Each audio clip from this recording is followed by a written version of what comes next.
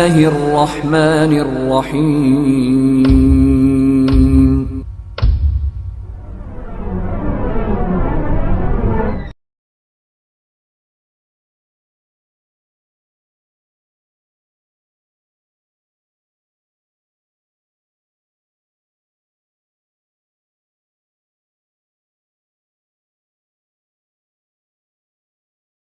بعد اعوذ باللہ من الشیطان الرجیم بسم اللہ الرحمن الرحیم لقد کان لکم فی رسول اللہ اسوۃ حسنہ رب اشرح لی صدری ویسر لی امری واحلل عقدۃ من لسانی یفقہوا قولی رب زدنی علما رب زدنی علما رب زدنی علما. محترم حضرات، مدینہ آنے کے بعد اللہ تبارک و تعالی نے مسلمانوں کا امتحان بھی لیا. ایک امتحان تو یہ لیا کہ مدینہ آتے ہی مدینہ کی آب و ہوا راس نہیں آئی، اکثر لوگ بخار میں مبتلا ہو گئے. اللہ کے نبی صلی اللہ علیہ وسلم نے دعا کی تو اس وبا کا خاتمہ ہو گیا، تمام لوگ صحیح سالم ہو گئے. دوسرا امتحان اللہ تعالیٰ نے یہ لیا کہ جب سے مدینہ آئے تھے مسلمان، کسی کے یہاں کوئی اولاد نہیں ہو رہی تھی. اب لوگوں کو، خاص طور سے یہود کو، مشرکین کو موقع چاہیے تھا، بہانہ چاہیے تھا. وہ لوگ کہنا شروع کر دیے کہ دیکھو یہ لوگ بے دین ہو گئے، جس کی وجہ سے ہمارے بت ان سے ناراض ہو گئے، اب ان کو اولاد نہیں ملے گی، اب ان کا جو ہے نسب ختم، اب اولاد ان کے ہاں نہیں پیدا ہوگی، اس لیے کہ ہمارے بت ان سے ناراض ہو چکے ہیں، ہمارے خدا ان سے ناراض ہو چکے ہیں. مختلف قسم کی باتیں وہ لوگ کہنے لگے. مسلمان بھی اللہ پر بھروسہ تھا، لیکن پھر بھی یہ سوچ رہے تھے کہ کسی کے یہاں کوئی اولاد نہیں. لیکن اللہ رب العالمین سب کچھ دینے والا ہے. ایسے عالم میں جب کہ لوگ اس قسم کی باتیں کر رہے تھے، مشرکین خاص طور سے، اللہ تبارک و تعالی نے ایک خاتون کے یہاں بیٹے کی ولادت کی، بیٹے کی پیدائش ہوئی، اور وہ خاتون تھیں ابو بکر صدیق رضی اللہ تعالی عنہ کی بیٹی اسماء رضی اللہ تعالی عنہ، اما عائشہ رضی اللہ تعالی عنہا کی بہن، اور زبیر بن عوام کی بیوی. ان کے یہاں جو بچہ پیدا ہوا عبداللہ بن زبیر رضی اللہ تعالی عنہ، یہ ہجرت کے بعد سب سے پہلے پیدا ہونے والے بچے ہیں. جبکہ لوگ کہنا شروع کر دیے تھے کہ جو ہے اولاد نہیں ہوگی اب مسلمانوں کے یہاں، لیکن اللہ تبارک و تعالی نے ایسے عالم میں اولاد دی، اور الحمدللہ اولاد ہوئی. سب کی زبانیں بند ہو گئی. اللہ کے نبی صلی اللہ علیہ وسلم کو پتا چلا تو آپ صلی اللہ علیہ وسلم نے بچے کو گود میں لیا اور کھجور منگایا. کھجور منگا کر کے جو ہے چبایا، اس کو لکوڈ ٹائپ کا کیا، اور پھر شیرہ ٹائپ کا، پھر اس کے بعد منہ میں چٹایا بچے کو. اس کو کھجور کی گٹی بولتے ہیں. اللہ کے نبی صلی اللہ علیہ وسلم بچوں کے ساتھ ایسے ہی کیا کرتے تھے کہ کھجور کی گٹی دیتے تھے اور دعا دی، مبارکباد دی آپ صلی اللہ علیہ وسلم نے. یہاں سوچنے والی بات ہے نا کہ اللہ تعالیٰ طرح طرح سے آزماتا ہے مومنوں کو، مسلمانوں کو. اللہ تعالیٰ آزماتا ہے، امتحان لیتا ہے. آج دنیا کے اندر ہم دیکھتے ہیں کہ ایک شخص پہلے غلط تھا اب صحیح ہو گیا، پہلے بدعتی تھا اب سنتی ہو گیا، پہلے جو ہے قبر پرست تھا اب توحید پرست ہو گیا. اب جیسے ہی وہ اچھے راستے پر آیا اللہ تعالیٰ نے اس کا امتحان لیا. کاروبار پہلے اچھا چلتا تھا اب کاروبار اچھا نہیں چل رہا ہے. پہلے خوشحال زندگی تھی اب خوشحال زندگی نہیں ہے. پہلے مسائل نہیں تھے اب مسائل کے انبار اس کے سامنے آ گئے. تو اب لوگ بھی اور شیطان بھی ذہنوں کے اندر یہ بات ڈالنے لگتے ہیں کہ دیکھو پہلے صحیح تھے تم، اب تم غلط کرنے لگے نا، اب تم جو ہے سنت پر چلنا شروع کر دیے پتہ نہیں کیا بول کر کے، اب تم جو ہے ان کو نہیں مانتا ہوں، ان کو نہیں مانتا ہوں، صرف اللہ کو مانتا ہوں، سب کا دامن چھوڑ کر کے تم خالی ایک کا دامن تھام لیے، اس لیے تمہارے ساتھ ایسا ہو رہا ہے. تو آدمی جو ہے پھر بہک جاتا، بھٹک جاتا. یہ اگر بھٹک نہیں جاتا تو پریشان ضرور ہو جاتا ہے اور شک میں مبتلا ضرور ہو جاتا ہے. نہیں ہونا چاہیے. دیکھو نا اللہ تبارک و تعالیٰ نے مومنوں کا مسلمانوں کا طرح طرح سے آزمایا، امتحان لیا اللہ رب العالمین نے، حق پر ہونے کے باوجود بھی امتحان ہوتا ہے، آزمائش ہوتی ہے، اللہ تعالیٰ امتحان لیتا ہے۔ آج کی قسط میں خاص طور سے میں کچھ ایسی چیزیں رکھنے والا ہوں جو رسول اللہ صلی اللہ علیہ وسلم کی سیرت سے خاص طور سے جڑی ہوئی ہیں، واقعات جو ہے جڑے ہوئے ہیں، اور ساتھ ہی ساتھ یہ باتیں لے کر کے چلیں تو زیادہ اچھا ہے۔ اسی لیے چند باتیں میں آپ لوگوں کے سامنے رکھوں گا جو عبادات کے تعلق سے بھی ہیں اور اخلاقیات کے تعلق سے بھی ہیں۔ پھر اس کے بعد آپ صلی اللہ علیہ وسلم کی جب اصل سیرت شروع ہوگی، مدنی زندگی کی خاص طور سے، جنگوں کا سلسلہ، کشمکش، لڑائیاں، تو پھر ان باتوں کے لیے وقت نہیں رہ جائے گا، پھر اسی ٹاپک پر ساری باتیں ہوتی رہیں گی۔ اسی لیے وہ شروع کرنے سے پہلے، وہ مرحلہ شروع ہو اس سے پہلے یہ باتیں رکھنا مناسب سمجھتا ہوں۔ دیکھو، سب سے پہلی بات جو آج میں ذکر کروں، آپ صلی اللہ علیہ وسلم جب مدینہ گئے تو مدنی زندگی میں نماز کی تکمیل ہوئی۔ نماز کی تکمیل کا کیا مطلب؟ تکمیل کا مطلب یہ ہے کہ نماز مکمل ہوئی، جیسا آج ہم پڑھتے ہیں ویسا۔ مکہ کے اندر معراج سے پہلے بھی نماز پڑھی جاتی تھی، صبح اور شام کی، یا بعض اقوال کے مطابق رات کی، صبح اور شام کی، صرف 2 رکعت ہوتی تھی وہ نماز۔ کتنی ہوتی تھی؟ 2 رکعتیں ہوتی تھی۔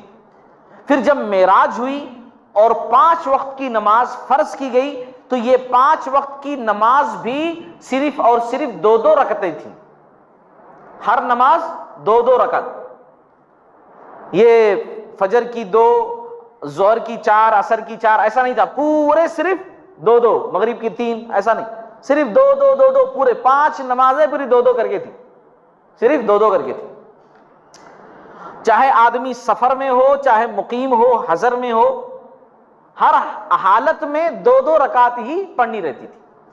جب آپ صلی اللہ علیہ وسلم مدینہ آئے اور یہاں باقاعدہ مسجد بنا دی گئی، صحابہ کرام بھی کیا ہے کہ نماز پڑھنے کے بعد نوافل بھی پڑھتے تھے، یعنی ان کا عام معمول تھا، وہ لوگ زیادہ عبادت کرنا چاہ رہے تھے، زیادہ ثواب حاصل کرنا چاہ رہے تھے، تو وہ لوگ جو ہے نفلی عبادت بھی کرتے تھے۔ اچھا، آپ صلی اللہ علیہ وسلم کبھی کبھار بولتے بھی تھے کہ کیوں زیادہ ایسا جو ہے اس کو پڑھو، لیکن صحابہ کرام کی خواہش تھی، غلط بھی نہیں تھا، یعنی آپ صلی اللہ علیہ وسلم سختی سے منع بھی نہیں کرتے تھے کہ ناجائز، اگر کہہ دیتے آپ صلی اللہ علیہ وسلم کی نہیں غلط ہے تو پھر وہ لوگ کرتے ہی نہیں۔ اچھا، ایسا ہوا کہ 1 مہینے کے بعد، مدینہ پہنچنے کے 1 مہینے کے بعد، اللہ تبارک و تعالی نے نبی کی زبانی یہ بات کہلوا دی کہ اب نماز جو پڑھی جائے گی وہ جو ہے فجر کی 2 فرض، ظہر کی 4، عصر کی 4، مغرب کی 3، عشاء کی 4، ایسا جیسے آج ہم پڑھتے ہیں، اس طریقے سے۔ یعنی جو مسافر ہے اس کے لیے اتنا ہی، 2، مسافر کے لیے جتنی ہے اتنی ہی مسافر کے لیے، لیکن مقیم کے لیے بڑھا دیا گیا، مقیم جو لوگ رہیں گے ان کے لیے بڑھا دیا گیا۔ اما عائشہ رضی اللہ تعالی عنہ کی حدیث اس بات پر دلالت کرتی ہے، جو بات میں کہہ رہا ہوں صحیح بخاری صحیح مسلم کے اندر ہے، کہ اما عائشہ رضی اللہ تعالی عنہ فرماتی ہیں اللہ نے جب نماز فرض کی تو حضر و سفر کی نماز 2 رکعتیں فرض کی، چاہے سفر میں آدمی ہو چاہے حضر میں، 2 رکعت۔ پھر سفر کی نماز تو وہی رہی، البتہ مقیم کی نماز میں اضافہ کر دیا گیا۔ آج تک ہم لوگ کیا سمجھتے تھے؟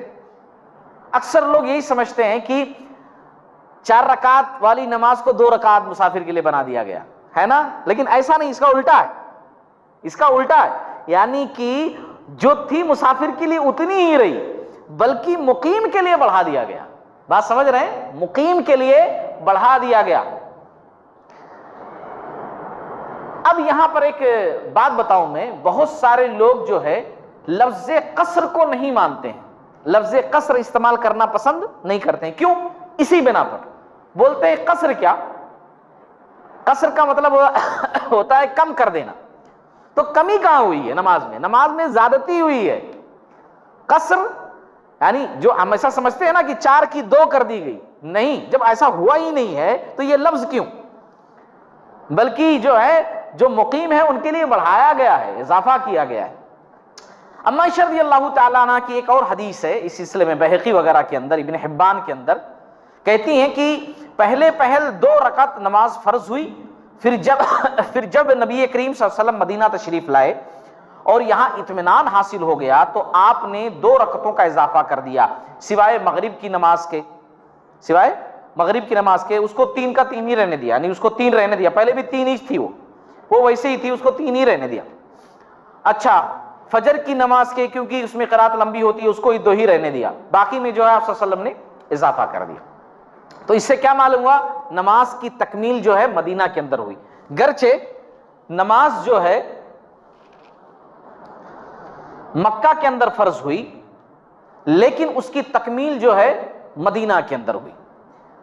اچھا، اب نماز کی تکمیل ہو گئی، الحمدللہ مسجد بھی بن گئی، مکہ کے اندر بھی لوگ نماز پڑھتے تھے، لیکن مکہ کے اندر کیا تھا کہ کوئی سسٹم خاص طور سے نہیں تھا، حالات سازگار نہیں تھے، آزادی کے ساتھ سب کچھ کر نہیں سکتے تھے، مگر یہاں مدینہ آنے کے بعد الحمدللہ مسجد ہے، اپنے لوگ ہیں، حالات ہیں، ساری چیزیں ہیں، ایک چھوٹی سی اسلامی ریاست ہے، تو اب یہاں مکمل طور سے شریعت کی پابندی کی جائے۔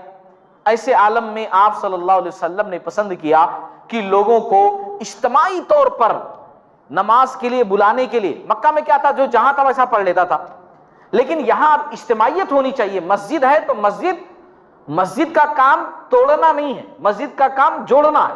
یہ آج کے دور میں ہے کہ مسجد میں اکثر توڑنا ہی ہوتا ہے، جوڑنا نہیں ہوتا ہے، ورنہ مسجد کا اصل کیا ہے؟ مسجد کا اصل کام ہے جوڑنا، توڑنا نہیں۔ تو اجتماعیت ہونی چاہیے، مل کر کے عبادت، ایک وقت میں، آگے پیچھے نہیں۔ اس کے واسطے سب کو آواز دی جائے، ایک ساتھ نماز پڑھنے کے لیے آئیں لوگ۔ تو اب اس پر بات ہونے لگی کہ بھائی کیسے لوگوں کو بلایا جائے۔ آپ صلی اللہ علیہ وسلم نے لوگوں کو بلایا، صحابہ کرام کو بلایا، مشورہ طلب کیا، بھائی اپنی اپنی رائے دو، کیا کیا جائے اس سلسلے میں۔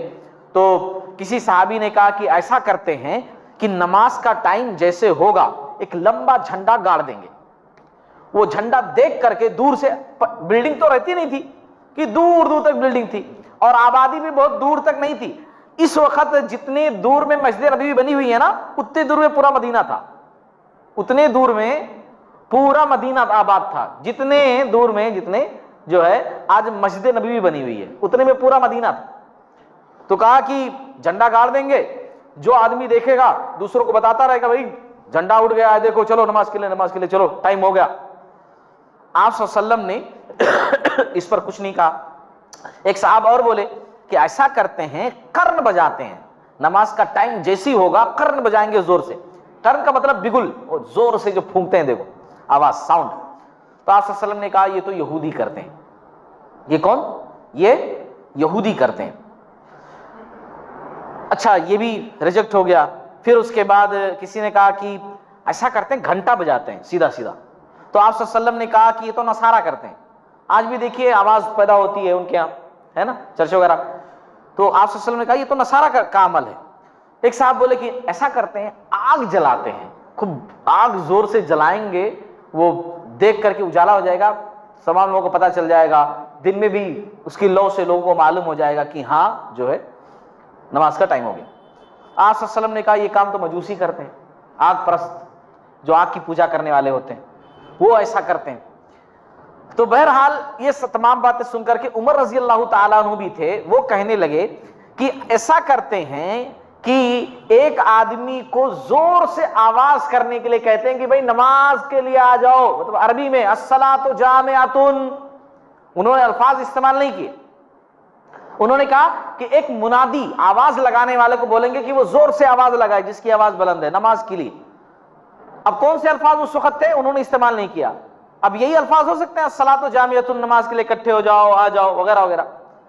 تو بہرحال اسی پر مجلس برخاست ہو گئی۔ یہ فیصلہ جو ہے حتمی نہیں ہوا کہ بہت بہترین فیصلہ ہے، لیکن چلو چل جائے گا کام جب تک کچھ اور نہیں سوچتے ہیں کہ ہاں ٹھیک ہے یہی چیز، کیونکہ ان تمام رائوں میں، تمام مشوروں میں سب سے بہترین مشورہ عمر رضی اللہ تعالیٰ عنہ ہی کا تھا۔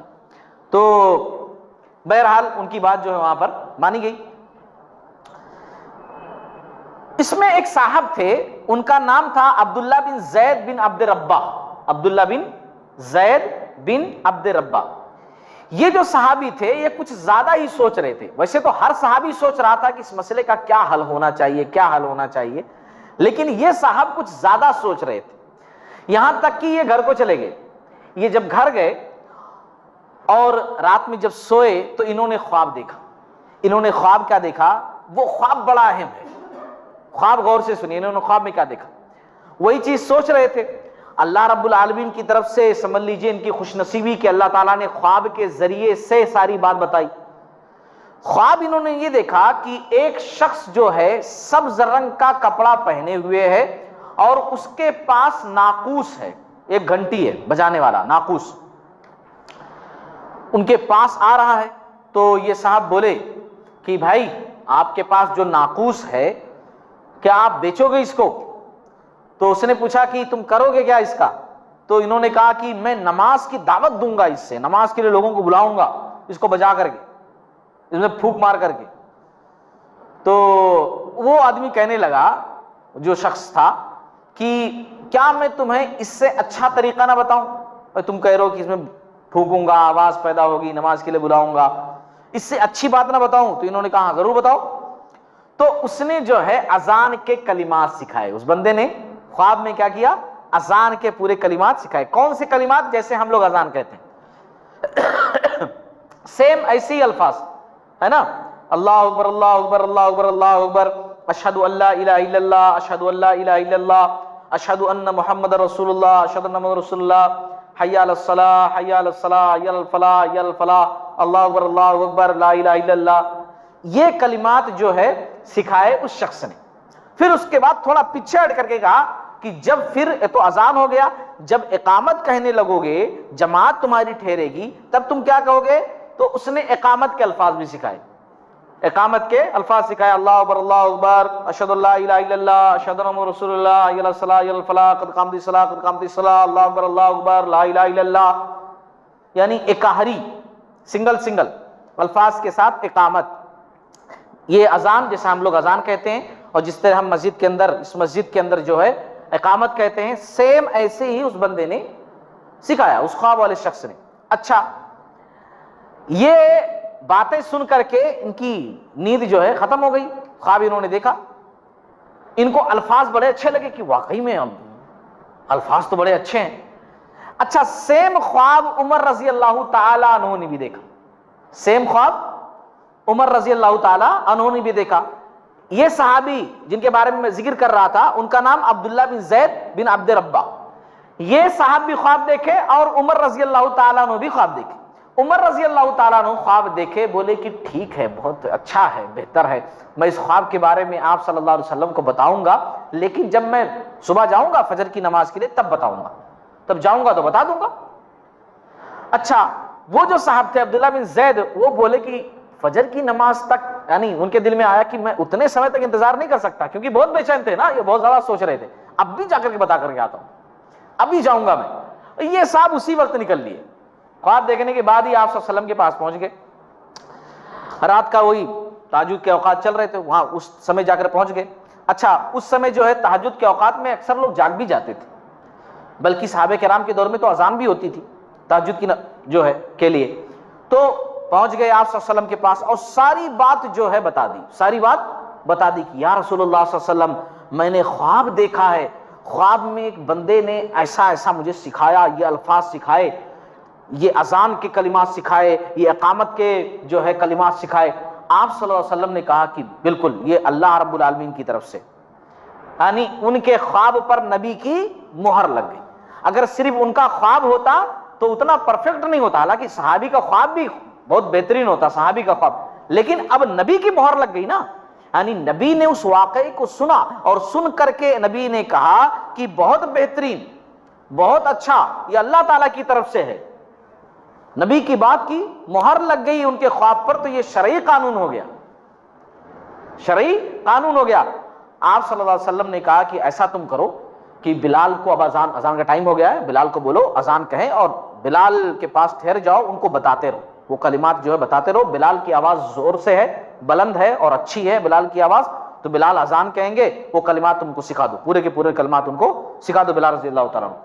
انہوں کلمات سکھا دیے، اب وہ اذان کہنا شروع کیے۔ اب جیسے انہوں اذان کہنا شروع کیے، عمر رضی اللہ تعالیٰ عنہ سنے جو میں خواب میں سنا تھا وہ اذان تو ہو رہی ہے، وہ کلمات تو کہے جا رہے ہیں۔ اب وہ جلدی جلدی، بلکہ حدیث کے اندر ہے اپنی چادر گھسیٹتے ہوئے، یعنی صحیح سے لپیٹا بھی نہیں چادر، گھسیٹتے ہوئے مسجد کی طرف چلے جلدی جلدی۔ کیے کیا؟ میں خواب دیکھا بھی بتایا نہیں، اور وہ کلمات کہے جا رہے ہیں، اذان ہو رہی ہے۔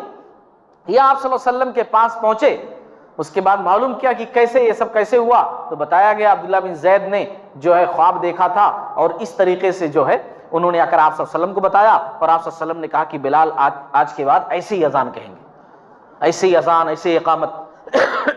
یہ آپ صلی اللہ علیہ وسلم کے پاس گئے اور کہنے لگے یا رسول اللہ صلی اللہ علیہ وسلم، میں نے بھی ایسے ہی دیکھا تھا، میں نے بھی ایسے ہی خواب دیکھا تھا جس طریقے سے عبداللہ بن زید نے دیکھا، لیکن میں پیچھے رہ گیا، ذرا میں پیچھے رہ گیا۔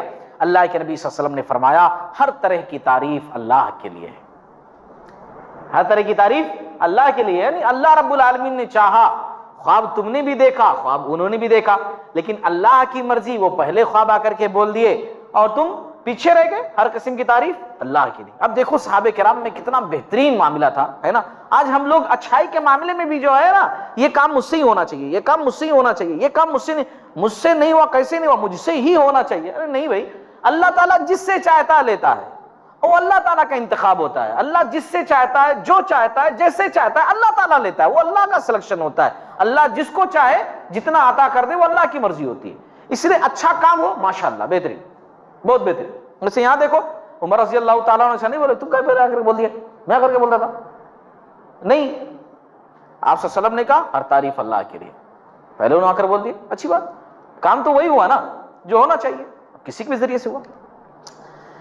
تو یہ اذان کی ابتدا ہوئی۔ اچھا، اذان کے سلسلے میں کچھ باتیں اور بھی جان لیجیے، یہ بہت اہم چیزیں ہیں جن کا علم میں ہونا ایک مسلمان کے لیے بہت مفید ہے، کیونکہ آج مسلمانوں کے اندر بھی مسئلے مسائل کو لے کر بڑے اختلافات ہوتے ہیں۔ یہ باتیں اگر آپ کے ذہن و دماغ میں رہیں گی تو آپ دوسروں کو بتا سکتے ہیں۔ الصلاۃ خیر من النوم، یہ تو خواب کے اندر نہیں بتایا گیا، پھر یہ فجر کی اذان میں الصلاۃ خیر من النوم آیا کہاں سے؟ یہ عبداللہ بن زید رضی اللہ تعالیٰ عنہ یا عمر رضی اللہ تعالیٰ عنہ کے خواب دونوں میں نہیں تھا یہ۔ پھر یہ الصلاۃ خیر من النوم کیسے آیا؟ باقی تو سب سیم ہی ہے، لیکن الصلاۃ خیر من النوم کا اضافہ فجر کی نماز میں کیسے ہوا؟ ابن ماجہ کی حدیث ہے، بلال رضی اللہ تعالیٰ عنہ اذان کہنے کے لیے آئے، اذان کہہ دیے، اور پھر اس کے بعد آپ صلی اللہ علیہ وسلم جو ہے تھوڑا نیند میں تھے، اندر سو گئے تھے، کبھی کبھی نیند لگ جاتی، آپ صلی اللہ علیہ وسلم بھی بشر تھے، انسان تھے، تو جا کر کے جو ہے دروازے کے پاس، اب چونکہ عربی ہی چلتی تھی تو دروازے کے پاس جا کر زور سے بولے الصلاۃ خیر من النوم۔ کیا بولے بلال رضی اللہ تعالیٰ عنہ؟ الصلاۃ خیر من النوم، نماز نیند سے بہتر ہے۔ آئیے آپ صلی اللہ علیہ وسلم جاگ جائیں، ہے نا، نماز نیند سے بہتر ہے، آپ صلی اللہ علیہ وسلم جاگ جائیں، نہیں آپ صلی اللہ علیہ وسلم ہوشیار ہو جائیے، اٹھ جائیے، اذان ہو گئی۔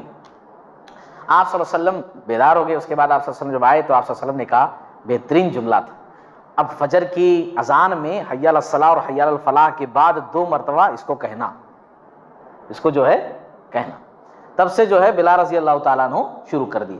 اچھا، یہاں پر ایک چیز آپ لوگوں کو بتا دوں کہ امام مالک رحمۃ اللہ علیہ نے موطا امام مالک جو ان کی کتاب ہے اس کے اندر ایک اثر نقل کیا، اثر کا مطلب یعنی اپنا اوپینین، ایک خیال، اثر نقل کیا انہوں نے، اس کے اندر ذکر کیا ہے کہ یہ چیز عمر رضی اللہ تعالیٰ عنہ کی، جو کہ غلط ہے، جو کہ غلط ہے، اور بہت سارے لوگ اس کو جو ہے عمر رضی اللہ تعالیٰ عنہ کی طرف منسوب کرتے ہیں کہ یہ سنٹنس جو ہے الصلاۃ خیر من النوم، یہ عمر رضی اللہ تعالیٰ عنہ نے اس میں داخل کروایا اذان کے اندر، جو کہ غلط ہے، آپ صلی اللہ علیہ وسلم نے کروایا۔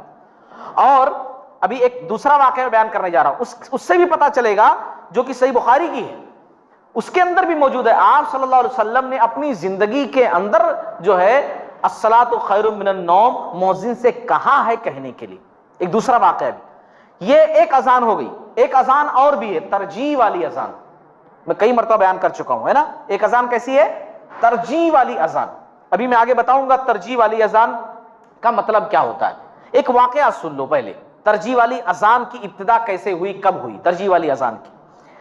یہ اذان جو نارمل ہے، یہ اذان تو خواب کے ذریعے سے بتائی گئی، اور پھر اس کے بعد آپ صلی اللہ علیہ وسلم نے کہا اوکے بہترین ہے یہ اذان کہو۔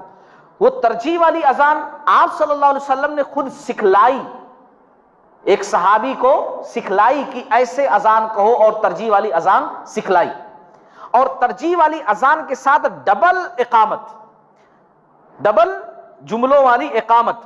دوسری مسجدوں کے اندر ہم دیکھتے ہیں، نرمل کے اندر بھی، کہ ڈبل اقامت ہوتی ہے نا، وہ اقامت ابھی میں اس کی وضاحت کر دوں گا۔ پہلے واقعہ سن لیجئے ترجیح والی اذان کی ابتدا کیسے ہوئی۔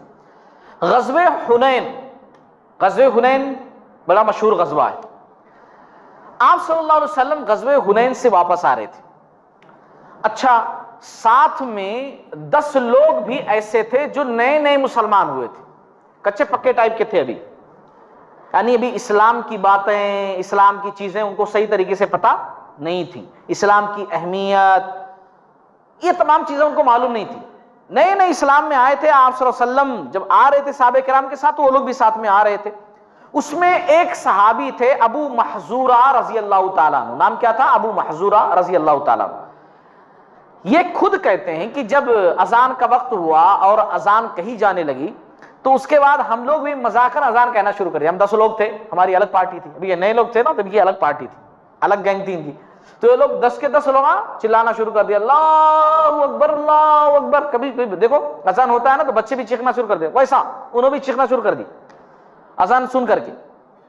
اچھا، آپ صلی اللہ علیہ وسلم نے سنا تو کہا کہ ان میں سے کسی کی آواز بڑی اچھی ہے، ان میں سے کسی کی آواز بڑی اچھی ہے، کسی نے بہت اچھی اذان کہی ہے، 10 کو بلا کر لے کر آؤ، 10 کو بلا کر لے کر آؤ۔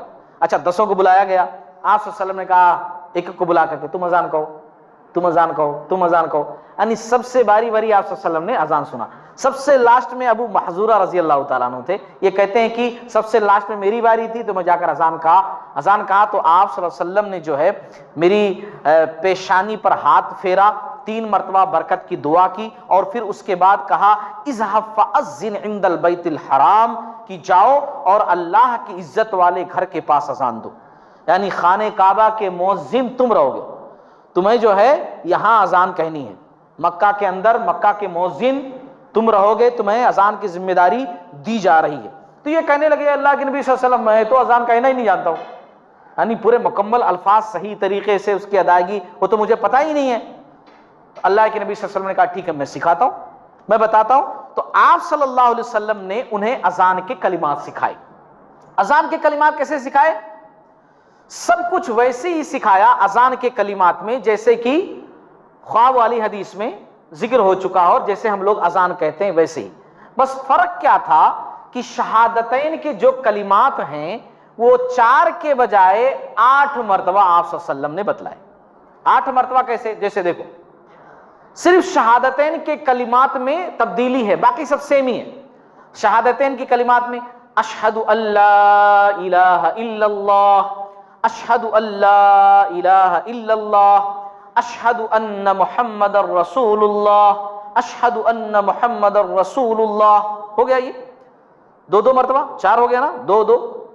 پھر اس کے بعد ریپیٹ آنا ہے واپس، اشہد ان لا الہ الا اللہ، پہلے تھوڑا ہلکے میں 2 مرتبہ کہہ کر گزر جاؤ، پھر واپس آؤ، پھر 2 مرتبہ اور کہو۔ تو اسی لیے اس کو کہتے ہیں ترجیح والی اذان۔ ترجیح اس کا روٹ ورڈ ہے رجع یرجع، مطلب واپس ہونا، لوٹنا، تو چونکہ 1 مرتبہ کہہ کر کے پھر واپس لوٹا جاتا ہے، اسی لیے اس کو کہتے ہیں ترجیح والی اذان، اسی لیے اس کو کہتے ہیں ترجیح والی اذان۔ تو آپ صلی اللہ علیہ وسلم نے جو ہے ترجیح والی اذان ان کو سکھائی، اور اقامت یہاں پر ترجیح والی اذان کے ساتھ ڈبل والی سکھائی۔ ڈبل والی کون سی؟ الفاظ جو دہرائے جاتے ہیں، اللہ اکبر اللہ اکبر اللہ اکبر اللہ اکبر، اشہد ان لا الہ الا اللہ، اشہد ان لا الہ الا اللہ، اشہد ان محمد رسول اللہ، اشہد ان محمد رسول اللہ، حی علی الصلاۃ حی علی الصلاۃ حی علی الفلاح حی علی الفلاح، قد قامت الصلاۃ قد قامت الصلاۃ، اللہ اکبر اللہ اکبر لا الہ الا اللہ۔ ڈبل الفاظ والی جو ہے جملوں والی اقامت۔ اچھا، اب ہمارے پاس اس کا الٹا ہوتا، ہمارے پاس اس کا الٹا ہوتا، ہمارے پاس مطلب ہماری مسجد کے اندر نہیں، ہم مسلمانوں کی بات کر رہے ہیں، مسلمانوں کے اندر الٹا ہوتا۔ اذان وہ والی کہتے ہیں جو خواب میں الفاظ سکھائے گئے، اذان وہ والی کہتے ہیں، اور اقامت ابو محذورہ والی، یعنی آدھا اس میں سے لے لیتے ہیں آدھا اس میں سے لے لیتے ہیں۔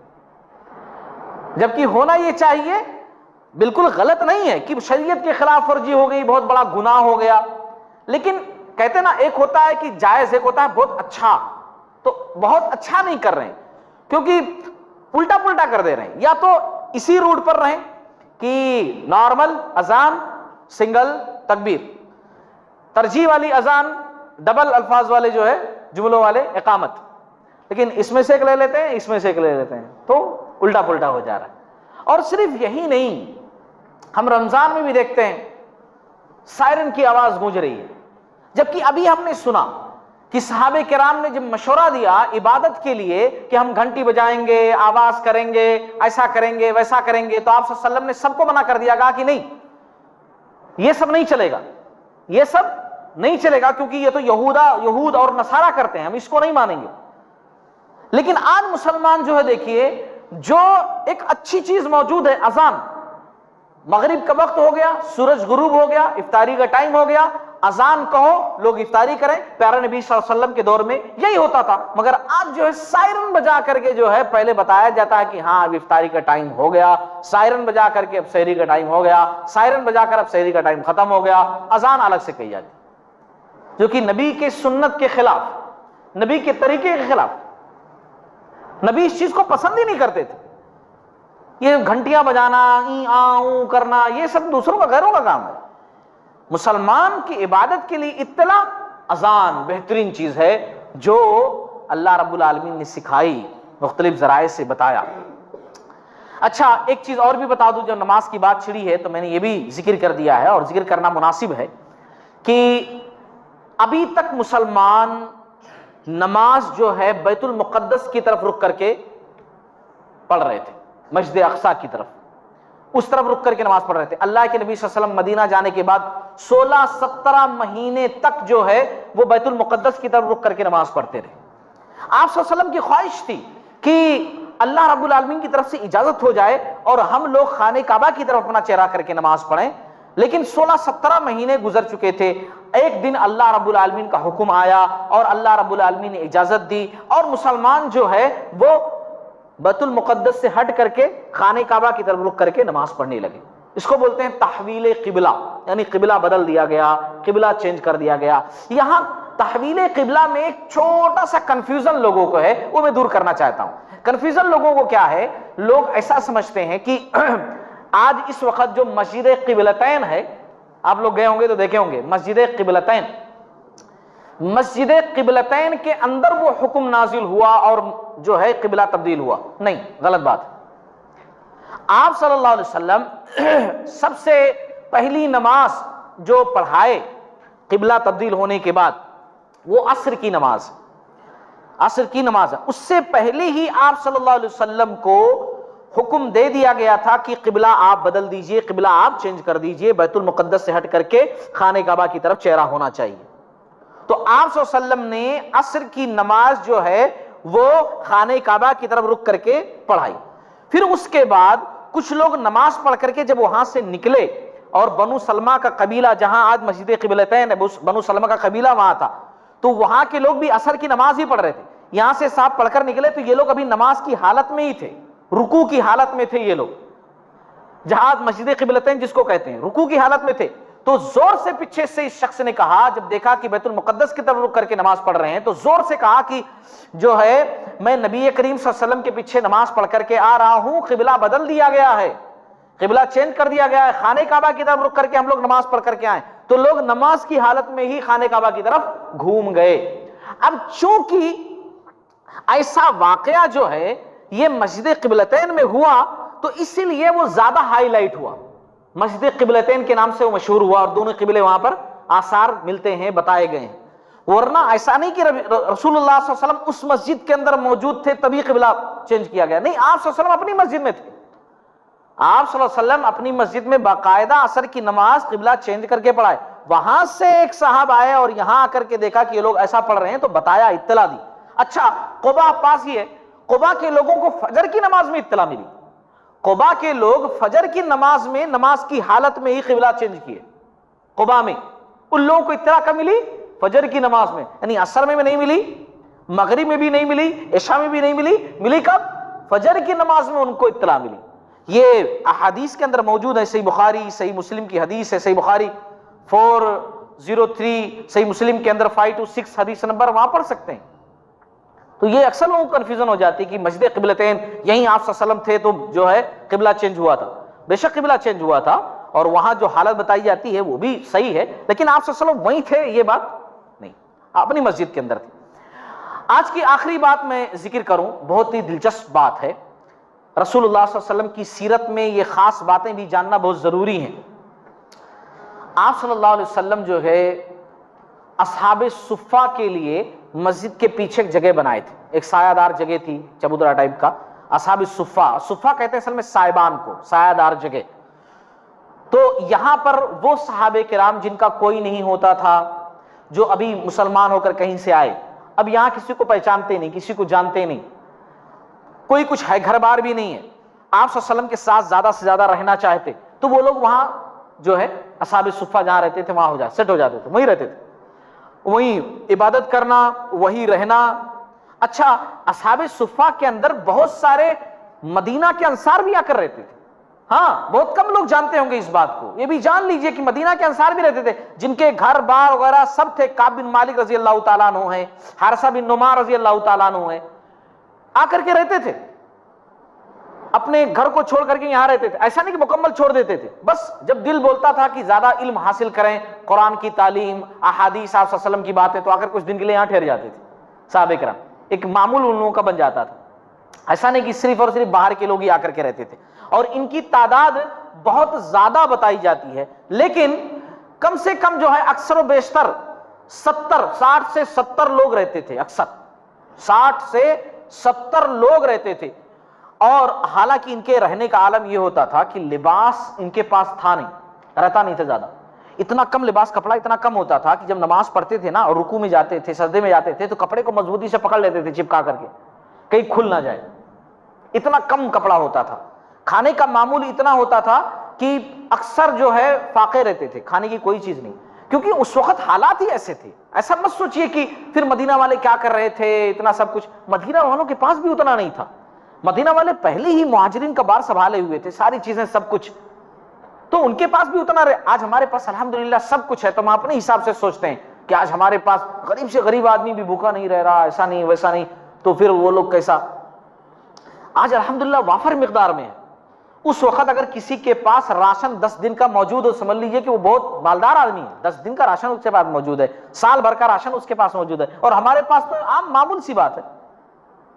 تو کھانے پینے کی بڑی دقت ہوتی تھی، فاقے ہوتے تھے، اکثر کھجور کھا کر رہتے تھے، کھجور، وہ بھی زیادہ مقدار میں نہیں، بانٹ کر دی جاتی تھی کھجور۔ اور ایک مرتبہ تو ایک صاحب بولے، میں اپنے الفاظ میں بتا رہا ہوں، انہوں نے جس انداز سے کہا وہ نہیں بتا رہا ہوں، ایک صاحب بولے کہ اللہ کے رسول صلی اللہ علیہ وسلم حالت خراب ہوگی کھجور کھا کھا کر کے، کھجور کھا کھا کر کے، اب آدمی ایک ہی ڈش بار بار بار بار بار بار آدمی تنگ ہی آ جائے گا، کھجور کھا کر کے حالت خراب ہو گئی ہے۔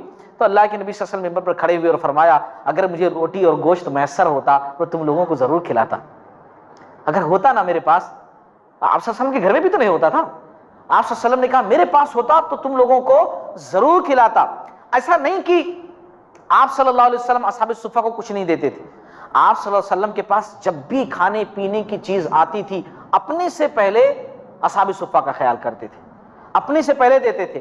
اکثر دودھ، اس وقت دودھ بڑی بہترین غذا تھی، لوگ بکریاں پالتے تھے، دودھ تحفتاً آتا تھا، دودھ بھجا دیتے تھے، یا پھر جو ہے جشیشہ ایک آئٹم ہوتا تھا، مطلب گوشت یا کھجور سے ملا کر کے مکس کر کے روٹی بنائی جاتی تھی، جشیشہ، آپ صلی اللہ علیہ وسلم وہ بھجا دیا کرتے تھے، یا سرید جو ہے بہترین کھانا ہوتا تھا، کبھی کبھار سرید جو ہے وہ آپ صلی اللہ علیہ وسلم بھجا دیا کرتے تھے۔ تو اس طریقے سے جو ہے اصحاب صفہ کا خیال ہو جاتا تھا۔ ایک مرتبہ جو ہے آپ صلی اللہ علیہ وسلم اصحاب صفہ کے لیے ایسا رکابی پوری بھر کر کے، پورا پیالہ بھر کر کے جو ہے جو پکا ہوا جو، اکثر بچے تو جو جانتے بھی نہیں ہوں گے، ہے نا، گیہوں ٹائپ کی ایک چیز ہوتی ہے، تو وہ جو پوری پکی ہوئی بھر کر کے لے کر آئے، اصحاب صفہ جلدی جلدی جو ہے کھا رہے تھے۔ اللہ کے نبی صلی اللہ علیہ وسلم نے کہا، اس ذات کی قسم جس کے قبضے میں محمد صلی اللہ علیہ وسلم کی جان ہے، جو کھانا تم کھا رہے ہو فقط یہی کھانا ہے جو آج رات محمد صلی اللہ علیہ وسلم کے گھر میں موجود ہے۔ آج میرے گھر میں پورا سب کے لیے یہی کھانا تھا جو میں تم لوگوں کے لیے لے کر آ گیا، جبکہ آپ صلی اللہ علیہ وسلم کی بیویاں تھیں، ازواج مطہرات تھیں، ہے نا، بیٹیاں تھیں، ہے نا، آپ صلی اللہ علیہ وسلم کے پاس وہی تھا، اور کھانا لا کر آپ صلی اللہ علیہ وسلم نے اصحاب صفہ کے سامنے رکھ دیا، جلدی جلدی کھا رہے تھے، بھوکے تھے. یہ عالم تھا. لوگوں سوچو آج ہمارے پاس انواع اقسام کے کھانے ہیں، روزانہ ہم سوچتے ہیں کہ آج کیا کھائیں گے، ہے نا، آج یہ کھائیں، آج وہ کھائیں، آپ مہمان آئے ہیں یہ ڈش بنائیں وہ ڈش بنائیں. ان لوگوں کے پاس کھانے کو نہیں رہتا تھا، مگر پھر بھی اللہ تعالیٰ کا اتنا شکر ادا کرتے تھے، اتنا شکر ادا کرتے تھے کہ دنیا والوں کے لیے مثال اور نمونہ بن گئے کہ ہاں ان کے جیسا شکر ادا کرو. آج ہمارے پاس جو ہے اتنا سب کچھ ہونے کے باوجود ذرہ بھی شکر نہیں ہو پاتا، یہاں تک کہ بھول جاتے ہیں کھانا کھانے سے پہلے دعا پڑھنی چاہیے، کھانا کھانے کے بعد دعا پڑھنی چاہیے، وہ تک بھول جاتے ہیں. ہاں بسا اوقات ایسا ہوتا ہے وہی بھی بھول جاتے ہیں، وہ اور شکر ادا کرنا وہ الگ بات ہے، یہ دعا کرنا وہ تک بھول جاتے ہیں. تو اللہ تعالیٰ نے جو نعمتیں دی ہیں ان پر اللہ تعالیٰ کا شکر ادا کرنا چاہیے. بات کو میں آگے بڑھاتا ہوں. صحابہ کرام بڑے انصاف پسند تھے، کھانے پینے کے معاملے میں ہر معاملے میں بڑے انصاف پسند تھے، مل جل کر رہتے تھے. اگر کبھی کھانا آ گیا نا اور کھانا سب لوگ کھا رہے ہیں تو کوئی صاحب 2 کھجوریں کھا لیے، کوئی صاحب 1 کھجور کھائے، تو اب ظاہر سی بات ہے جو 2 کھجوریں 2 کھائے، جبکہ کھانا لمٹ میں ہے، 2 کھجوریں کھائے تو ان کا زیادہ نہیں ہو گیا، تو سامنے والے سے کہتے تھے بھائی تم بھی 2 کھاؤ، میں 2 کھا رہا ہوں نا، تاکہ ایسا نہ ہو کہ میرا بھائی کم کھائے اور میں زیادہ کھا لوں. نہیں، میرا بھائی اور میں اتنا ہی کھاؤں، کیونکہ کھانا ایک لمٹ کے حساب سے، کھانا زیادہ ہو تو آدمی جتنا کھانا چاہے اتنا کھائے، لیکن کھانا ایک مقدار میں ہے، تقسیم کر کے کھانا ہے، تو اس میں آدمی کو سوچنا چاہیے کہ میں جتنا کھاؤں میرا بھائی بھی اتنا کھائے، یا میرا بھائی جتنا کھا رہا ہے میں بھی اتنا کھاؤں، برابر برابر سب کھائے. ایسا نہ ہو کہ کوئی بہت زیادہ کھا لے اور کوئی بیچارے کو ملے ہی نہیں، ایسا بالکل بھی نہیں ہونا. صحابہ کرام ان چیزوں کا بھی خاص طور سے خیال کرتے تھے. اچھا، اصحاب صفہ کے واقعات بہت سارے ہیں، اس میں سے 1-2 واقعات میں بیان کروں آپ لوگوں کے سامنے. صحیح بخاری کی حدیث ہے، ابو ہریرہ رضی اللہ تعالیٰ عنہ کا بڑا مشہور واقعہ ہے کہ ایک مرتبہ جو ہے ابو ہریرہ رضی اللہ تعالیٰ عنہ یہ اپنے بارے میں کہتے ہیں کہ میں بڑا بھوکا رہتا تھا، ہمیشہ نبی کی حدیث سننے میں لگا رہتا تھا، کھانے پینے کی فکر نہیں ہوتی تھی، کبھی کبھی 2-3 دن تک کھانا نہیں ملتا تھا. میں کھانے کی بھوک کی وجہ سے اتنا شدید بھوک لگ جاتا تھا کہ بے ہوش ہو جاتا تھا، ہوش کھو بیٹھتا نہیں، بے ہوش ہو جاتا تھا، گر پڑتا تھا. ایک مرتبہ کا واقعہ، ان کو بہت زور سے بھوک لگی ہوئی ہے، ان کو بہت زور سے بھوک لگی ہوئی ہے. اچھا، مسجد کے پاس بیٹھ کر کے وہاں دروازے کے پاس یہ جو بھی آ رہے ہیں جا رہے ہیں نا ان سے پوچھ رہے ہیں آیت کا مطلب، قرآن کا مطلب، یعنی وہ آیتیں قرآن کی کوڈ کر رہے ہیں کہ جس میں یتیموں مسکینوں کو کھانا کھلانے کپڑا پہنانے پر زور دیا گیا ہے. تو پوچھ رہے ہیں اس آیت کا مطلب کیا ہوتا ہے، یعنی ان کا مقصد کیا ہے نا کہ کوئی تو سمجھ جائے اور مجھے کچھ بھی کھانے کو لا کر کے دے دے. لیکن اب کوئی سمجھ نہیں پا رہے، اللہ کی مرضی، سب آ رہے ہیں اور آیت کا مطلب، ہاں یہ مطلب ہوتا ہے، اس کا ترجمہ یہ، اس کا مطلب ہوتا ہے، اللہ نے یہ کہا، بتا کر گزر جا رہے ہیں. اب انہوں بیچارے جو ان کا مقصد ہے وہ مقصد حل نہیں ہو پا رہا، انہوں کچھ اور چاہ رہے ہیں، مطلب تو انہیں بھی سمجھ رہے ہیں لیکن مقصد کچھ اور ان کا ہے. اللہ کے نبی صلی اللہ علیہ وسلم کا گزر ہوا، آپ صلی اللہ علیہ وسلم سے بھی انہوں بولے وہی بات، آپ صلی اللہ علیہ وسلم سمجھ گئے انہوں کہنا کیا چاہتے ہیں. آپ صلی اللہ علیہ وسلم سے، آپ صلی اللہ علیہ وسلم نے کہا کہ ابو ہریرہ آؤ میرے ساتھ آؤ. اچھا، اٹھ گئے انہوں، نبی دے، آپ صلی اللہ علیہ وسلم سمجھ گئے، فوراً ساتھ میں گئے. آپ صلی اللہ علیہ وسلم نے آواز دی، جو گھر تھے مسجد کے بازو میں اٹیچ بنے ہوئے تھے نا، کہ کسی کے پاس کچھ ہے کھانے کے لیے، گھر والوں کو آواز دی تو کہا گیا کہ ہاں جو ہے ایک پیالہ جو ہے دودھ ہے. تو کہا کہاں سے آیا ہے، تو کہا کہ وہ ایک صاحب تحفہ آپ کو دے کر گئے. تحفہ، آپ صلی اللہ علیہ وسلم صدقہ خیرات یہ سب نہیں کھاتے تھے، زکوٰۃ نہیں کھاتے تھے، تحفہ قبول کرتے تھے، تحفہ قبول کرتے تھے. تو تحفتاً جو ہے لا کر کے ایک صاحب دیے. کہا اچھا اچھا ٹھیک ہے مجھے دے دو. وہ پیالہ لے کر آئے. اب ابو ہریرہ رضی اللہ تعالیٰ عنہ اندر سے بڑے خوش ہیں کہ اب دودھ پینے کو ملے گا، یعنی بھوک تو لگی ہوئی ہے، کچھ تو آرام ہوگا، دودھ پینے کو مجھے ملے گا. اللہ کے نبی صلی اللہ علیہ وسلم نے کہا ابو ہریرہ، کہا لبیک یا رسول اللہ، بولیے، یعنی اب جلدی سے مل جائے تو اچھا ہے. تو کہا کہ جا کر کے اصحاب صفہ کو بلا لاؤ، مسجد کے پیچھے ہی تھا نا ان کے رہنے کی جگہ، اصحاب صفہ کو بلا لاؤ. اب وہ بولے ٹھیک یا رسول اللہ، لیکن دل میں ان کے خیال آیا، انہوں خود کہہ رہے ہیں میرے دل میں خیال آیا کہ ایک پیالہ ہے ان کو بھی بلا رہے ہیں، ہے نا، مجھے اکیلے کے لیے تھا اور جو ہے اب ان کو بھی بلا لے رہے ہیں. بہرحال نبی کا حکم تھا، بلا کر لے کر کے آئے. اللہ کے نبی صلی اللہ علیہ وسلم نے کہا کہ ابو ہریرہ سارے لوگوں کو جو ہے دودھ پلاؤ، بسم اللہ کہہ کر کے دودھ پلاؤ تمام لوگوں. اچھا، سب کو تمام کو دودھ پلانا شروع کیا. انہوں اکثر و بیشتر 70 کے قریب رہتے تھے. ہر کوئی دودھ پی لیا الحمدللہ، پیٹ بھر سب دودھ پیتے. یہ نبی کریم صلی اللہ علیہ وسلم کا معجزہ تھا، ہمارے نبی کا معجزہ کہ تمام کے تمام لوگ دودھ پی لیے. اب اس کے بعد جو ہے ابو ہریرہ رضی اللہ تعالیٰ عنہ پیالہ لے کر ٹھہرے ہوئے ہیں، آپ صلی اللہ علیہ وسلم دیکھ کر مسکرا رہے ہیں، کیونکہ آپ صلی اللہ علیہ وسلم سمجھ گئے نا کہ انہوں کب سے انتظار کر رہے ہیں کہ میری باری کب آتی، کیونکہ ابتدا تو انہی سے ہونی چاہیے تھی. آپ صلی اللہ علیہ وسلم نے کہا ابو ہریرہ اچھا پیو، تم پیو. انہوں پیے، آپ صلی اللہ علیہ وسلم نے بار بار کہا اور پیو اور پیے اور پیو اور پیا، یہاں تک کہ انہوں بول دیے لاسٹ میں کہ اب بس، اب نہیں ہو سکتا مجھ سے، یا رسول اللہ صلی اللہ علیہ وسلم اب بس ہو گیا، مجھ سے جو ہے نہیں ہو سکتا. تب آپ صلی اللہ علیہ وسلم نے بسم اللہ کہہ کر کے پھر دودھ پی لیا اور دودھ ختم ہو گیا. اسی طریقے سے ایک مرتبہ کا اور بھی واقعہ ہے، فتح الباری کے اندر واقعہ ذکر کیا گیا ہے. ابو ہریرہ رضی اللہ تعالیٰ عنہ کہتے ہیں میں 3 دن سے بھوکا تھا، کچھ کھایا پیا نہیں تھا. اچھا اتنے میں کیا دیکھتا ہوں دور سے کہ اصحاب صفہ کے پاس جو ہے سرید کا ایک پیالہ رکھا ہوا ہے، وہ لوگ جلدی جلدی اس میں سے کھا رہے ہیں، کیونکہ وہ لوگ بھی بھوکے رہتے تھے. اب کہیں سے کچھ آ جاتا تھا تو ظاہر سی بات ہے جلدی جلدی کھاتے تھے، بھوکا آدمی کو دیا جائے تو جلدی جلدی کھائے گا، تو جلدی جلدی لوگ کھا رہے ہیں. اچھا وہ لوگ کھا رہے ہیں، اختتام کے قریب ہے، یہ جا کر آس پاس مڈلانے لگے. ایسا یہ کہتے ہیں کہ میں نے سوچا کہ آس پاس جاؤں گا تو لوگ مجھے بھی بلا لیں گے کہ ابو ہریرہ آؤ تم بھی شامل ہو جاؤ، مگر وہ لوگ دیکھا نہیں، وہ لوگ دیکھے ہی نہیں اور پورا کھا لیے. وہ لوگ دیکھے ہی نہیں مجھے اور پورا صاف کر دیے، پیالہ جو ہے پورا ختم کر دیے. اور اس کے بعد جو ہے اللہ کے نبی صلی اللہ علیہ وسلم آئے، وہ پیالے کی ارد گرد جو ہے ادھر ادھر تھوڑا لگا ہوا تھا تو اس کو صاف کر کے ایک لقمہ بنا لیا آپ صلی اللہ علیہ وسلم. آپ صلی اللہ علیہ وسلم نا رحمت للعالمین صلی اللہ علیہ وسلم، آپ صلی اللہ علیہ وسلم واقعی میں کتنی فکر رہتی تھی اپنے لوگوں کی، کتنا سب کو چاہتے تھے آپ صلی اللہ علیہ وسلم.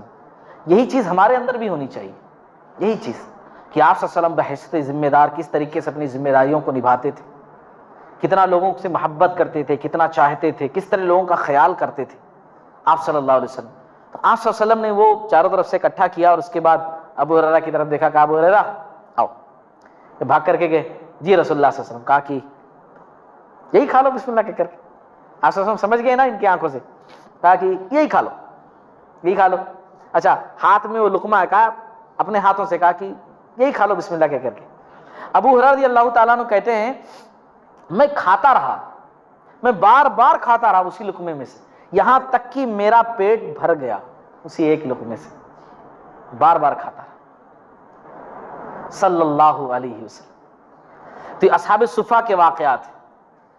یہ جو باتیں میں نے ذکر کی ہیں اصحاب صفہ کے تعلق سے، ان پر چند اعتراضات بھی کیے جاتے ہیں. میں ایک عالم ہوں، دین کا طالب علم ہوں،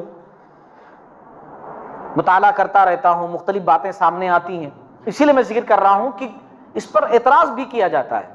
کیا اعتراض کیا جاتا ہے کہ یہ اصحاب صفہ کے لوگ صوفیت کو مانتے تھے کیا؟ صوفیزم سمجھتے ہیں مسلمانوں میں ایک طبقہ، مسلمان تو ان کو نہیں کہیں گے لیکن چونکہ مسلمانوں میں شامل ہیں، مسلمان ہی مانے جاتے ہیں. صوفیزم جو دنیا سے لا تعلق رہتے ہیں، بس صرف اللہ اللہ کرتے رہتے ہیں، حالانکہ وہ اللہ والے نہیں ہوتے، حقیقت میں وہ اپنے طریقے سے ایک رائج کیے ہوئے اصول پر زندگی گزارتے ہیں، کوئی سنت قرآن حدیث لے کر نہیں چلتے ہیں، بس جو ہے کہتے ہیں کہ ہم بس اللہ اللہ کرتے رہتے ہیں، شادی وادی نہیں کرتے. جیسے عیسائیوں میں دیکھیے رہتے ہیں نا، نن یا پاپ وغیرہ ہوتے ہیں، شادی بیاہ نہیں کرتے، ایسا اس میں بھی ہوتا ہے صوفیزم کے اندر. آپ بہت سارے ویڈیوز بھی آپ دیکھ سکتے ہیں یوٹیوب وغیرہ پر کہ اس میں کچھ لوگ ہیں جو اللہ تعالیٰ کی بیوی بنے ہوئے ہیں، نعوذ باللہ من ذالک. کچھ بابا ہیں ننگے رہتے ہیں، کیوں؟ یہ بڑے اللہ والے ہیں. ننگے رہنے میں کون سا اللہ والا، سمجھ میں نہیں آتا. بہرحال ایسا لوگ بنا بھی دیے، کہتے بھی ہیں کہ بڑے اللہ والے ہیں. کچھ لوگ ہیں عجیب سا، وہ زندگی بھر نہاتے ہی نہیں، اللہ والے ہیں، زندگی بھر نہیں نہانا، اس میں کون سا اللہ والا ہے؟ اسلام نے تو پاکی صفائی پر خاص طور سے زور دیا ہے، اور یہ بندہ گندا جو ہے پڑا ہوا ہے اور پھر اللہ والا بنا ہوا ہے، نعوذ باللہ من ذالک. تو ایسے لوگوں جو ہے صوفیزم سے تعلق ان کا رہتا ہے، صوفیت سے. اور یہی صوفیت ہے کہ جو قبر پرستی کی طرف تعلیم دیتا ہے، خاص طور سے اللہ سے ہٹا کر کے قبر پرستی کی طرف تعلیم دیتا ہے، یہی صوفیزم ہے. مختصر میں ذکر کیا. تو وہ لوگ کہتے ہیں کہ دیکھو یہ لوگ بھی جو ہے صوفیت کو مانتے تھے. لوگ کہتے ہیں کہ صحابہ کرام میں ایسا کچھ بھی دور میں نہیں تھا، دیکھو وہ لوگ ایسے ہی کرتے تھے نا، کوئی کماتے ماتے نہیں تھے، صرف بس اللہ اللہ کرتے رہتے تھے مسجد کے اندر اور بیٹھے رہتے تھے، کہیں سے آ گیا تو کھا لیتے تھے، ہم بھی ویسے کر رہے. لیکن ایسی بات نہیں ہے. صحابہ کرام جو اصحاب صفہ تھے ان کا مقصد دین کی تعلیم حاصل کرنا تھا. دین کی تعلیم حاصل کرنے کے بعد ساتھ ساتھ وہ جہاد بھی کرتے تھے، ساتھ ساتھ وہ لوگ وقت کے حساب سے شادیاں بھی کیے. ابو ہریرہ رضی اللہ تعالیٰ عنہ ہیں، بے شک ایک وقت تک شادی نہیں کیے، بعد میں شادی کیے. بہت سارے لوگ ہیں سیرت کی کتابوں کے اندر لکھا ہوا ہے شادیاں کیے پھر اپنا گھر بسائے. ایک ٹائم تک وہاں پر وقت دیے کیونکہ دین کی تعلیم حاصل کرنا ضروری تھا. نبی وقت کے موجود تھے، ان سے زیادہ فائدہ اٹھانا تھا، پھر بعد والے لوگوں تک پہنچانا تھا. آخر اس کو بھی ذمہ داری نبھانی تھی نہ کسی کو. اللہ نے ان کو چنا، اسی لیے وہ کام دھندا چھوڑ کر کے ہمیشہ آپ صلی اللہ علیہ وسلم کے ساتھ رہتے تھے تاکہ وہ زیادہ سے زیادہ آپ صلی اللہ علیہ وسلم کی باتوں کو نوٹ کر سکیں، کیونکہ آپ صلی اللہ علیہ وسلم کی پوری زندگی شریعت اور قانون تھا. آپ صلی اللہ علیہ وسلم کا چلنا بولنا ہنسنا کھانا پینا سونا جاگنا سب اسلام کا دستور بننے والا تھا. تو ظاہر سی بات ہے ہر مومنٹ کو کیچ کرنا، ہر مومنٹ کو یاد رکھنا، ہر بات کو لکھنا پڑھنا یہ ذمہ داری تھی ان کی. اسی لیے اگر وہ لوگ نکل جاتے ادھر ادھر تو ظاہر سی بات ہے کون کرتا یہ کام. اسی لیے وہ لوگ ایسا کرتے تھے. اسی لیے اس سے جو ہے صوفیت کی تعلیم کی طرف بولنا کہ صوفیزم اس سے ثابت ہوتا ہے اور دلیل ملتی ہے، اصحاب صفہ کے رہن سہن سے صوفیزم کی دلیل ملتی ہے، یہ غلط ہے. دوسری چیز یہ کہ کچھ لوگ جو ہے ابو ہریرہ رضی اللہ تعالی عنہ پر جو ہے یہ نقد کرتے ہیں اور انگلی اٹھاتے ہیں کہ ان کی زندگی جو ہے صحیح نہیں تھی کیونکہ یہ بے ہوش ہو جاتے تھے، اور اس سے یہ ثابت کرنا چاہتے ہیں وہ لوگ کہ وہ دورے پڑتے تھے، ان کی دماغی حالت صحیح نہیں تھی، وہ جو ہے بیمار آدمی تھے. آپ سمجھ رہے ہیں کہ ایسا کہنے والے نے ایسا کیوں کہا ہے؟ خاص طور سے شیعہ رافضی یہ کہتے ہیں. کیوں ایسا کہتے ہیں معلوم ہے آپ کو؟ اسی لیے تاکہ جب ابو ہریرہ رضی اللہ تعالیٰ عنہ کو یہ ثابت کر دیں گے کہ وہ دماغی طور سے ویک تھے، دماغی طور سے کمزور تھے، یا نعوذ باللہ من ذالک دیوانے تھے، یا ان کو دورے پڑتے تھے، اگر یہ وہ ثابت کر لیں گے تو کیا ہو جائے گا کہ احادیث کا ایک بہت بڑا ذخیرہ غائب ہو جائے گا. ہاں وہ ان کے اوپر الزام اس لیے ایسا لگاتے ہیں، انگلی اٹھاتے ہیں تاکہ اسلام کا جو حصہ ہے وہ غائب ہی ہو جائے، اصل اسلام، کیونکہ اکثر احادیث انہی سے روایت ہے. تو اگر ان کے دماغ پر جو ہے ایسا کہہ دیا گیا، الزام لگا دیا، تو نعوذ باللہ من ذالک ان کی بیان کردہ حدیثیں سب شک کے دائرے میں آ جائیں گی، اور جب ان کی احادیث شک کے دائرے میں آ جائیں گی تو پھر اتنا بڑا اسلام کا حصہ ویسے ہی غائب ہو جائے گا. ہاں تو ان کی پلاننگ ایسی ہے، جبکہ ایسا کچھ بھی نہیں ہے. ابو ہریرہ رضی اللہ تعالیٰ عنہ بھوکے رہتے تھے مگر پھر بھی جو ہے دماغ ان کا صحیح تھا، یہاں تک کہ وہ بے ہوش ہوتے تھے تو خود ہی کہتے ہیں میں بے ہوش ہو جایا کرتا تھا، پھر ہوش میں آتا. ایسا نہیں کہ ان کو دورے پڑتے تھے، وہ بھوک کی شدت سے بے ہوش ہو جاتے تھے، ہے نا. اور ان کی دماغی حالت الحمدللہ بڑی پرفیکٹ تھی، نبی کی دعا ان کے ساتھ تھی. اللہ تعالیٰ ہم تمام لوگوں کو ان تمام باتوں کا سمجھنے والا بنائے اور اسلام کے اصولوں کے مطابق زندگی گزارنے والا بنائے.